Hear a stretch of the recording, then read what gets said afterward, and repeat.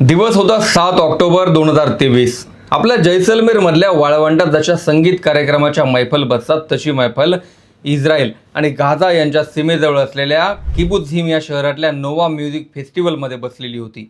शनिवारचा आणि सुट्टीचा दिवस होता। फारसे सैनिक पहारा देण्यासाठी हजर नव्हते। तरुण मंडळी रात्रभर संगीत कार्यक्रमाचा आनंद घेऊन थकलेली होती आणि अचानक 1.5 किलोमीटरवर असलेल्या गाझा पट्टीतल्या सीमेवरून हमासच्या दहशतवाद्यांनी शहरात घुसून अक्षरशः नागरिकांची कत्तल करायला सुरुवात केली। जवळपास 2,500 ते 3,000 हमासचे दहशतवादी वेगवेगळ्या 20 ठिकाणांहून दुचाकी, ट्रक, मेडिटेरेनियन समुद्रातून बोटीद्वारे घुसले आणि इस्रायलच्या इतिहासातली सर्वात मोठी रेड सुरू झाली। या दहशतवाद्यांना लहान मुलं, महिला, वृद्ध अशा जवळपास 1,200 जणांची हत्या केली आणि 251 जणांना घेऊन दहशतवादी गाझामध्ये परतले। दुसऱ्या महायुद्धानंतर एका दिवसात झालेली इस्रायलच्या नागरिकांची ही सर्वात मोठी हत्या होती। याच दिवशी इस्रायलचे पंतप्रधान बेंजामिन नेतान्याहूंनी जाहीर केलं की हमास विरोधात ऑल आउट वॉर आपण सुरू केलंय आणि हमासला पूर्णपणे संपवल्याशिवाय हे युद्ध संपणार नाही। हमासने सोबत नेलेल्या 250 नागरिकांची सुटका करण्याचं आव्हान होतंच, पण ज्या 1,200 नागरिकांचा जीव गेला होता त्यांचाही बदला नेतान्याहूंना घ्यायचा होता। नेतान्याहूंनी सुरू केलेल्या या युद्धात हमासच्या 71,000 सैनिकांचा अक्षरशः खात्मा करण्यात आला। गाझाची वीज, अन्न पुरवठा, पाणी, रुग्णालय आणि सगळी औषधं तोडण्यात आली आणि नेतान्याहूंनी एका अशा युद्धाची सुरुवात केली ज्यावर अमेरिकेसह युरोपातून टीका होऊ लागली। पण या दिवशी सुरू झालेलं युद्ध पुढचे काही वर्ष चालणार होतं, ज्यात इराणच्या सुप्रीम लीडरचाही खात्मा होईल असा विचारही कुणी केला नव्हता। इस्रायलने आधी हमास, नंतर हमासला साथ देणारी शेजारच्याच लेबनॉनमधली हिजबुल्ला ही संघटना, नंतर हिजबुल्लाला साथ देणारी यमनची हौथी आणि शेवटी या सगळ्यांचा बाप असलेल्या इराणचा काटा कसा काढलाय त्याची 7 ऑक्टोबर पासूनची स्टोरी मी या व्हिडिओत सांगणार आहे। नमस्कार, मी विशाल, तुम्ही पाहताय story.com।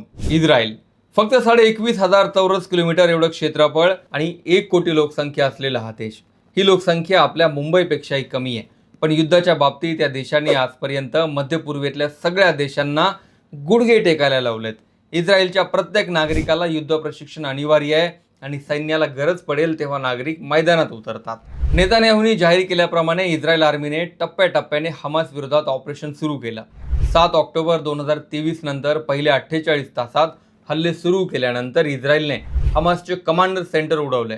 शेकडो एअर स्ट्राईक झाल्या आणि हमासकडून जिथून रॉकेट सोडले जात होते त्या सगळ्या रॉकेट लॉन्च साईट नेस्तनाबूत केल्या। हमास ज्या छुप्या जागांवरून हल्ला करण्याची शक्यता होती ते सर्व भुयारी मार्ग बंद केले। हमासचं नेतृत्व करणाऱ्या नेत्यांचा ठावठिकाणा घेतला जाऊ लागला। मोसादने दिलेल्या इंटेल्सच्या आधारावर हमासचे नेतेही टिपले जाऊ लागले। हमासला आता चर्चा करण्याशिवाय पर्याय नव्हता। साधारण डिसेंबर 2023 ते जानेवारी 2024 या काळात तात्पुरता युद्धविराम झाला आणि याच काळात इस्रायलची ओलीस ठेवलेले 100 नागरिक हमासने सोडून दिले। या बदल्यात इस्रायलनेही काही पॅलेस्टिनी कैद्यांची सुटका केली।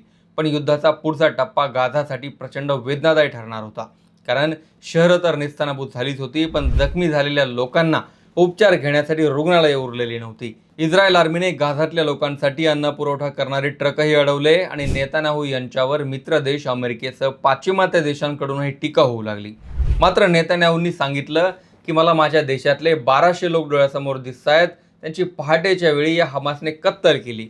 हमासचं नेतृत्व संपवल्यानंतर पुन्हा एकदा चर्चा झाली आणि 13 ऑक्टोबर 2025 पर्यंत म्हणजे ओलीस ठेवल्याच्या 2 वर्षानंतर हमासने इस्रायलच्या ओलीस ठेवलेल्या सर्व नागरिकांची सुटका केली।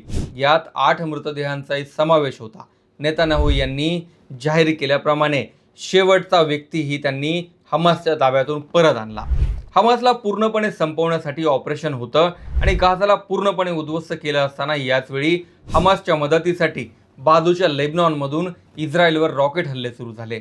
हिजबुल्लाच्या या हल्ल्यांना तोंड देतानाच इस्रायलच्या आर्मीने हिजबुल्लाच्या टॉप कमांडरचे लोकेशन काढले। जी परिस्थिती गाझात केली तीच लेबनॉनमध्ये झाली। आधी हमास आणि नंतर हिजबुल्लाचे टॉप कमांडर अक्षरशः शोधून मारले। इस्रायलचं फक्त हमास आणि हिजबुल्ला या 2 संघटनांसोबतच युद्ध सुरू नव्हतं, तर यमनमधून हौथी ही इराणची प्रॉक्सी संघटनाही इस्रायलवर हल्ले करत होती। 3 आघाड्यांवर इस्रायलने युद्ध सुरू ठेवलं। 27 सप्टेंबर 2024 इस्रायल आर्मीने एका मिसाईल हल्ल्यात हिजबुल्लाचा टॉप कमांडर हसन नसरुल्लाचा खात्मा केला। त्याच्यानंतर जेवढे उत्तराधिकारी आले त्या एकेकाला इस्रायलने मारून टाकलं। हिजबुल्ला आणि हमासला गुडघ्यावर टेकवल्यानंतर 25 ऑगस्ट 2025ला इस्रायलने शेवटची सफाई मोहीम ही यमनचं शहर सनामध्ये राबवली आणि हौथीच्या टॉप कमांडरला टिपलं. हमास, हिजबुल्ला आणि नंतर हौथी या तीनही संघटना इराणच्या प्रॉक्सी होत्या, ज्या कधीही इराणला थेट युद्धात उतरण्याची गरज पडू देत नव्हत्या. पण इराणने एवढी रसद पुरवूनही तीनही संघटना इस्रायलने संपवल्या आणि नंतर मोर्चा इराणकडे वळवला. दरम्यान इस्रायल 3 आघाड्यांवर युद्ध लढत असताना इराणने 1 ऑक्टोबर 2024ला जवळपास 200 रॉकेट इस्रायलवर सोडले होते. मात्र इस्रायलच्या एअरडोममुळे यात कोणतंही मोठं नुकसान झालं नाही. पुढच्या काळात इराणला स्वतः यात उतरणं भाग होतं आणि जून 2025 पर्यंत हे मिसाईल हल्ले सुरूच होते. तर दुसरीकडे इराणने अमेरिकेसोबत शांततेसाठी चर्चाही सुरू केली. मात्र अमेरिकेचं म्हणणं होतं की अणुबॉम्ब बनवण्यासाठी उभारलेली साईट पूर्णपणे नष्ट करून टाकावी आणि ज्या काही अटी घालून दिल्या त्या मान्य कराव्यात. मात्र हे इराणला मान्य नव्हतं आणि इराणच्या हातात अणुबॉम्ब येणं हा इस्रायलसाठी सर्वात मोठा धोका होता. परिणामी अमेरिका आणि इस्रायलने आपल्या अटींवर नडून बसलेल्या अयातुल्ला खमेनीला उडवलं. 28 फेब्रुवारी 2026ला झालेल्या एअर स्ट्राईकमध्ये तेहरानमधलं ते ठिकाण होतं जिथे इराणचे वरिष्ठ नेतेही राहतात. बेंजामिन नेतान्याहू यांनी डोनाल्ड ट्रम्प यांच्या मदतीने ते काम केलं होतं ज्याचं स्वप्न ते गेल्या 2 दशकांपासून पाहत होते. बेंजामिन नेतान्याहू यांनी 1200 लोकांच्या हत्येचा बदला घेण्यासाठी गाझापट्टीत जवळपास 70,000 पेक्षा लोकांचा बळी घेतला आणि 2.25 लाख नागरिक जखमी केले. त्यात बरेच जण कायमस्वरूपी निकामी झालेत.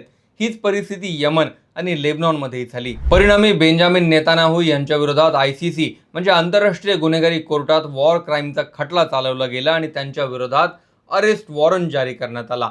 या अरेस्ट वॉरंटचा अर्थ असा होतो की ICCचे जे 124 सदस्य देश आहेत त्यापैकी कोणत्याही देशात नेतान्याहू गेले तर त्यांना अटक केली जावी. 2024 मध्ये हा वॉरंट जारी केल्यानंतर नेतान्याहू यांनी हंगेरी या देशाचा दौरा केला, जो सदस्य देश आहे. मात्र हंगेरीने ही कारवाई टाळण्यासाठी सदस्यत्व सोडण्याची तयारी दाखवली आहे. भारत आणि अमेरिका हे दोन्ही देश ICCचे सदस्य नाहीत, त्यामुळे नेतान्याहू या दोन्ही देशात प्रवास करू शकतात. वॉरंट नंतरही 2 वेळा नेतान्याहू यांनी अमेरिकेचा दौरा केलाय.